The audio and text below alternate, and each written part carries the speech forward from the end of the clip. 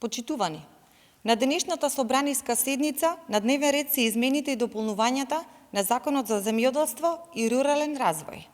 Со овие измени и дополнувања на дело ја потврдуваме грижата за земјоделците и земјоделското производство. Измените на законот предвидуваат процентот на субвенционирање на нафтата за земјоделска механизација, така наречената зелена нафта, да се зголеми двојно, односно од 50% на 100%.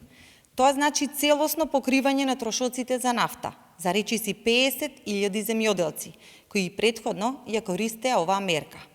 Во време на светска енергетска криза, кога цените на горивата на светските берзи растат, ова е важна мерка за зголемување на домашното земјоделско производство. Понатаму, во законот се пропишува можност за авансна исплата на средствата од мерката Млад земјоделец, како и обврска за 30% авансна исплата на мерките за директни плаќања. Во време на глобална економска криза, постојаниот раст на цената на храната на светските пазари е особено важно да го поддржиме домашното земјоделство, кое што е една од клучните стопански гранки.